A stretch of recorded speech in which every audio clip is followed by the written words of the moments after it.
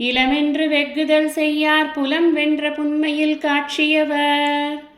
நமக்கு வறுமையாக இருக்கே, நம்மக்கிட்ட ஒன்றுமே இல்லையே அப்படிங்கிற ஒரு எக்ஸ்கியூஸை வைத்துக்கொண்டு மற்றவர்களுடைய பொருளுக்கு ஆசையே படமாட்டார்கள். யார் அப்படின்னா புன்மையில் காட்சியவர்.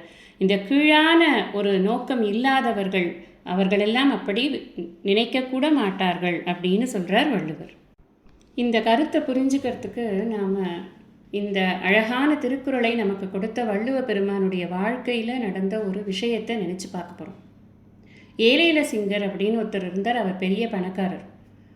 வள்ளுவர் எப்படிப்பட்ட வாழ்க்கை வாழ்ந்தார் அப்படின்னா, அவர் நெசவு தொழில் செய்து ஆடைகளை நெய்து அதை போய் மார்க்கெட்டில் விற்பார். அதில் கிடைக்கிற பணத்தை கொண்டு அவர் குடும்பத்தை நடத்தி கொண்டிருந்தார். பெரிய பணமெல்லாம் கிடையாது, அதில் ரொம்ப வறுமையில் தான் இருந்தார்.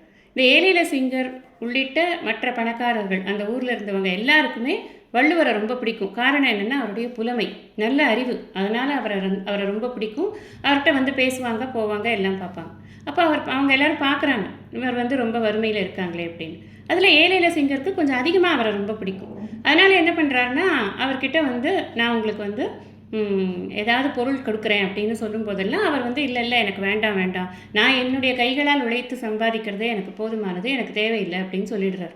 ஒரு நாள் வள்ளுவர் வெளியில் போயிருக்காரு வேலை விஷயமா. அப்போ இவர் என்ன பண்ணுறார், வீட்டுக்கு வாசுகி அம்மையார்கிட்ட ஒரு பையை கொடுத்துட்டு போயிடுறாரு. அதில் நிறைய பணத்தை வச்சுருக்காரு. அந்த அம்மாவுக்கு என்னன்னு தெரியாது, அதனால் வாங்கி வச்சுட்டாங்க. அவர் வந்தால் கொடுங்கன்னு சொல்லிட்டு இருக்காங்க, அதனால் வாங்கி வச்சுட்டாங்க.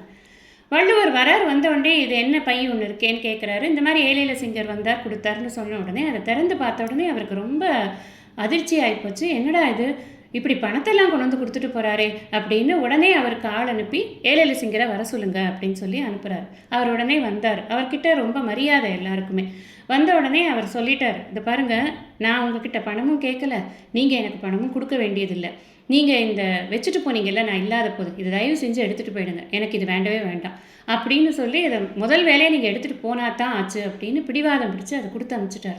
ஏலேல சிங்கரும் வேறு வழி இல்லைல்ல, அதனால் வாங்கிட்டு போயிட்டார்.